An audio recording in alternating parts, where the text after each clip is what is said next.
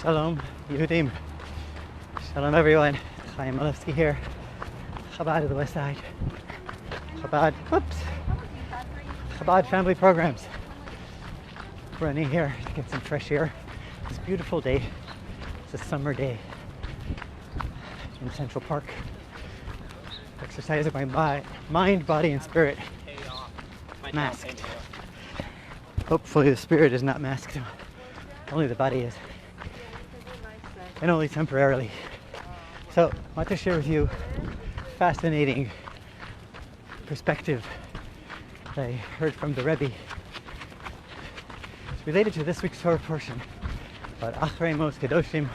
All of these weeks is talking about the concepts of purity and impurity, Tuma and Tahara, and related how does a person get out of this impurity, all kinds of impurities that are all basically chukim. They are statutes, they're decrees, they're part of the Torah that don't have logical background. They're just God's will. So the way to purify oneself is through the mikvah, through dipping in the mikvah. When you dip in the mikvah, there's different levels of severity of impurity. Some people need to wait 1 day, some people need to wait 7 days, depending on the situation. But at the end, it's usually the mikvah that purifies the impure. It is mitaher the tamei, or the tameah. So the Rebbe says something just fascinating. This is in 1957, Tafshin Yud Zayin, 1957. The Rebbe is talking about this concept of mikvah that purifies. And he says, regularly, when they take a body of water and they create a mikvah, there needs to be a measurement, the Talmud says, the halachic says, a measurement of water that covers the body completely, and the measurement is concluded to be 40 se'ah. 40 se'ah. Now, what is a se'ah? Long story short, it's a measurement, a biblical measurement, or Talmudic times, and it's about almost 2 gallons per se'ah, a little bit less. Maybe. So 40 se'ah would be somewhere in the range of 70 plus gallons of water, if I'm not mistaken. You could look this up. I may be off on the math a little bit, but anyway, that's the idea. So it has to have 40 se'ah to be a kosher mikvah, for a person's body to be completely submersed inside the mikvah, and then they become pure. However, there's one exception to that 40 se'ah rule, and that is if the water is connected to a living source, to a fountain, to a wellspring.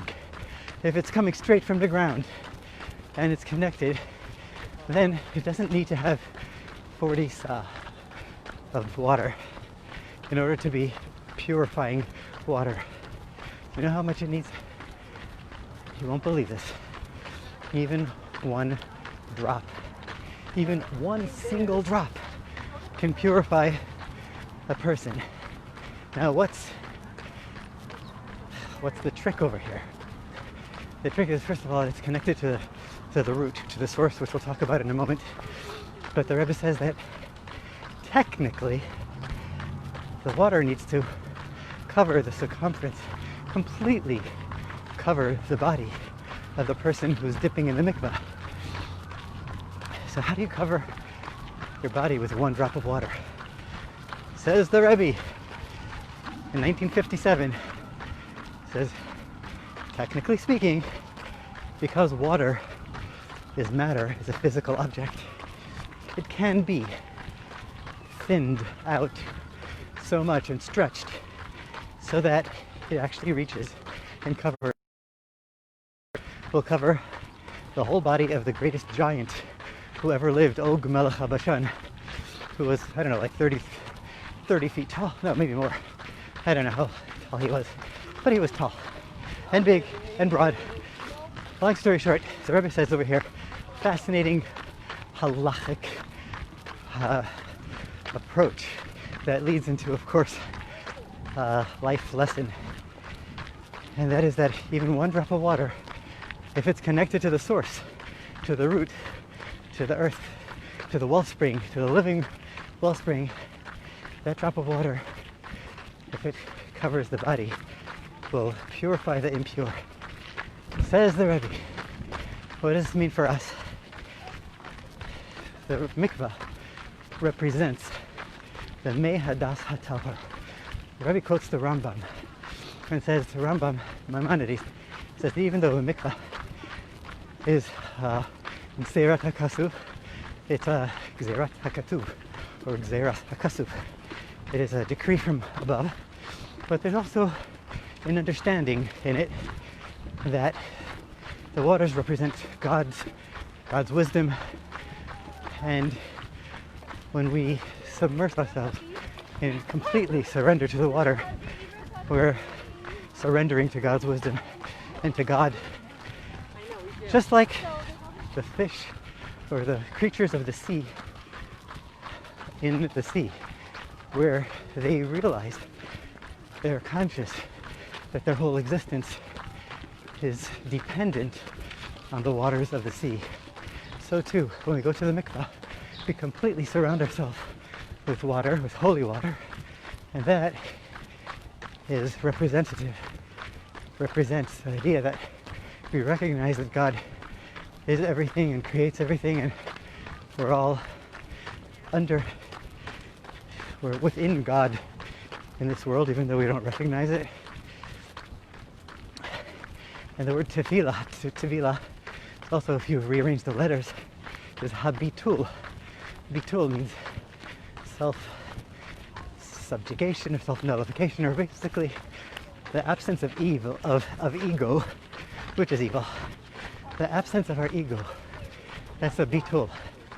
So when a person connects, says the Rebbe, on a spiritual level, the relevance of this halacha for us is that when we connect to God in the Torah, when we connect to a study that is pure, that has no trace of otherness, of anything outside of God, and we connect in a pure way, then even a little bit of connection will completely purify us from the deepest impurities.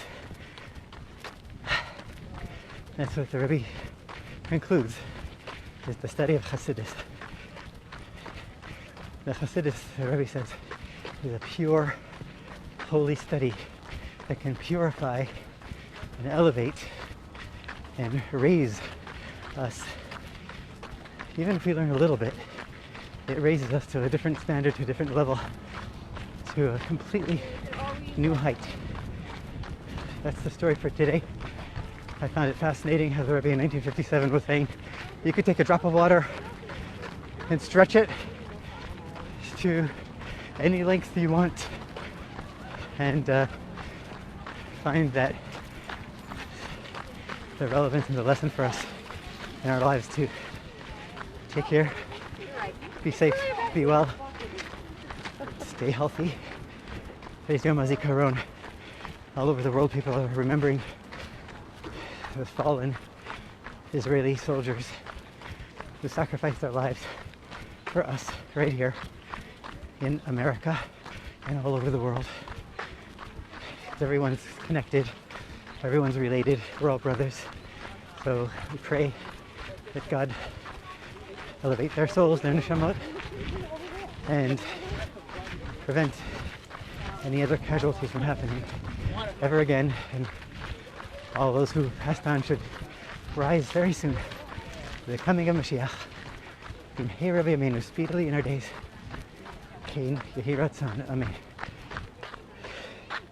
Take care, enjoy, and share.